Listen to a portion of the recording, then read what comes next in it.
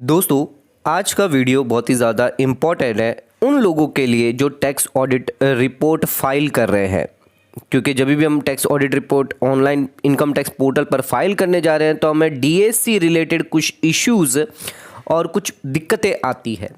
तो income tax department द्वारा ये एफएक्यू जारी किया गया है, जिसके अंदर अगर आपको डिजिटल सिग्नेचर सर्टिफिकेट रिलेटेड अगर कोई इशू है तो उस इशू को कैसे आपको सॉल्व करना है, जिसके लिए ये 5 एफएक्यू दिए गए हैं। तो कौन से 5 एफएक्यू हैं, आइए जान लेते हैं। क्या आपकी डीएससी जो है वो कहीं एक्सपायर तो नहीं हो गई है? सेकंड, जो रजिस्ट्रेशन है इनकम टैक्स पोर्टल पर जाकर उसको रजिस्ट्रेशन जरूर करें। एंड इसके बाद जो लेटेस्ट एम्ब्रिज एप्लीकेशन है उसको इंस्टॉल करना ना भूलें। अगर ये 3 चीज आप कर लेते हैं तो आपको कोई भी दिक्कत नहीं आएगी डीएससी रिलेटेड। अगर फिर भी आपको कोई वेरिफिकेशन प्रॉब्लम आती है, जिसके लिए ये 5 एफएक्यू दिए गए हैं। क्या है 5 एफएक्यू, आइए जानते हैं। सबसे पहले कि अगर आप डीएससी जब वेरिफिकेशन के लिए जाते हैं, चाहे कोई भी फॉर्म हो, ऑडिट रिपोर्ट हो या इनकम टैक्स रिटर्न के लिए अगर आप जा रहे हैं, तो उस केस में आपको एक मैसेज आता है जब आप डीएससी वेरिफिकेशन करते हैं, समथिंग वेंट रोंग। अब इस मैसेज अगर ऐसी प्रॉब्लम अगर आप सभी को आ रही है तो उस केस में आपको क्या करना है? तो सबसे पहले आपका जो एम्ब्रिज सॉफ्टवेयर एप्लीकेशन जो आपने डाउनलोड किया इनकम टैक्स पोर्टल से या एम्ब्रिज वेबसाइट से किया है, तो उसको सबसे पहले अनइंस्टॉल कर ले। अनइंस्टॉल करने के बाद आपको लेटेस्ट डाउनलोड करना एप्लीकेशन एम्ब्रिज सॉफ्टवेयर। इसके बाद आप इंस्टॉल कर ले नया वर्जन को और जिसकी जो गाइडलाइन है उसको प्रॉपर फॉलो करते रहें। एक बार आपने जो डिलीट कर दिया, फिर नया एम्ब्रिज सॉफ्टवेयर एप्लीकेशन अप्लाई कर दिया, उसके बाद आपका जो एग्जिस्टिंग सर्टिफिकेट है उसको डिलीट करके आप ई पास टोकन के अंदर जाकर उसको फिर से इंपोर्ट कर लें और अब उसे ट्राई करें तो आपकी डीएससी जो है वो वैलिड जरूर दिखाएगी। समथिंग वेंट रोंग जो मैसेज है वो वहां से हट जाएगा। आ जाते अपने सेकंड सवाल पे। तो डीएससी जो रजिस्टर थी इनकम टैक्स पोर्टल पर, अगर वो एक्सपायर हो जाती है तो उस केस में टैक्स पेयर को क्या करना चाहिए?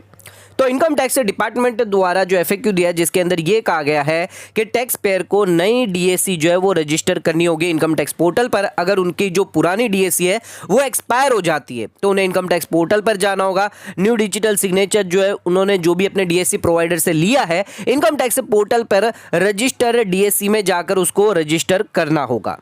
दोस्तों, जो तीसरा सवाल जो यहां पर दिया गया है वो माई डीएससी अगर रजिस्टर्ड है इनकम टैक्स पोर्टल पर एंड वो एक्सपायर्ड हो जाती है, जब हम नया रजिस्ट्रेशन उसका करने जाते हैं तो उस केस में हमें मैसेज आता है कस्टमर ऑलरेडी एग्जिस्ट।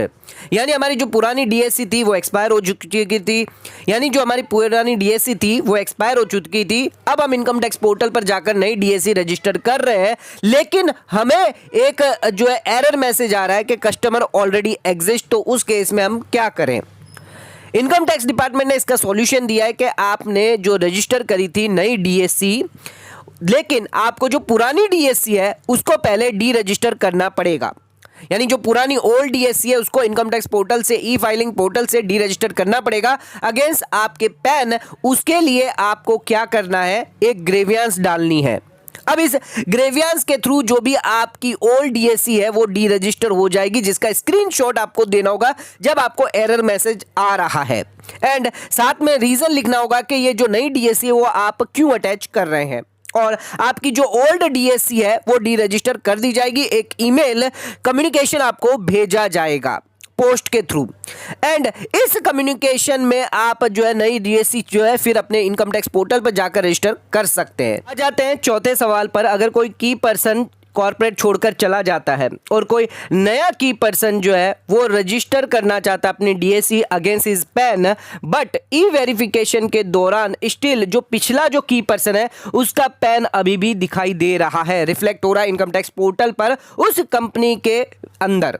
तो अब इसको कैसे सॉल्व किया जाए? तो इनकम टैक्स डिपार्टमेंट द्वारा जो गाइडलाइंस दी गई है, जो एफएक्यू दिया गया है, उसके अंदर साफ साफ कहा गया है कि जो की पर्सन अगर आप चेंज करना चाहते हैं तो सबसे पहले नई की पर्सन को आपको अपडेट करना पड़ेगा और अपॉइंट करना पड़ेगा एज ए प्रिंसिपल कॉन्टैक्ट।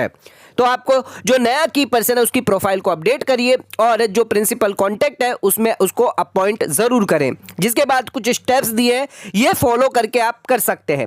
आपको जाना है, जो भी कॉर्पोरेट है, जो भी कंपनी है, जिसके पैन के अंदर इनकम टैक्स लॉगिन कर लेना है, जिसके अंदर माई प्रोफाइल के अंदर की पर्सन डिटेल जो है उसमें आप ऐड कर लीजिए जो भी नया की पर्सन है और उसे अपॉइंट कर दीजिए एज ए प्रिंसिपल कॉन्टैक्ट के थ्रू।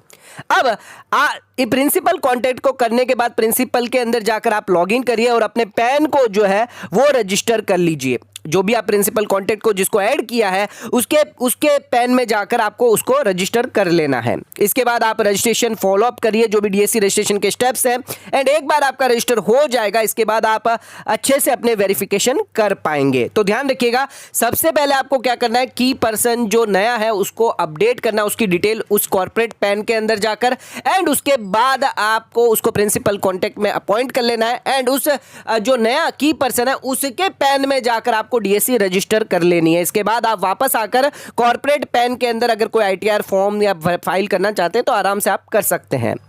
दोस्तों, जो पांचवा और आखिरी सवाल जो पूछा गया है कि डीएससी वेरीफाई जब हम करते हैं तो हमें मैसेज आता है सर्टिफिकेट मिसमैच।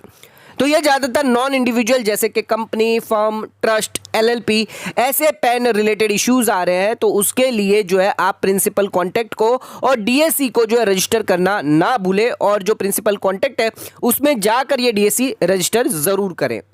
तो ये सभी 5 FAQ जो है वो इनकम टैक्स डिपार्टमेंट द्वारा जारी किए गए हैं, क्योंकि इनकम टैक्स ऑडिट बहुत नज़दीक है, 30 सितंबर इसकी लास्ट डेट है, तो बहुत ज़्यादा दिक्कतें आ रही है डीएससी रिलेटेड। तो ये सभी जो पॉइंट हमने आपको बताया, सभी 5 FAQ आपको बताए, इससे आपकी प्रॉब्लम 100% सॉल्व हो सकती है। इनकम टैक्स डिपार्टमेंट द्वारा ये जारी किया गया 14 सितंबर 2023 को ये 5 FAQ। अगर इसके अलावा भी अगर आपको कोई दिक्कत आ रही है तो आप हेल्प डेस्क के कॉन्टैक्ट कर सकते हैं। तो दोस्तों, आज का वीडियो यहीं खत्म करते हैं। वीडियो पसंद आए चैनल को लाइक और सब्सक्राइब जरूर करिएगा, ज्यादा शेयर जरूर करिएगा। धन्यवाद।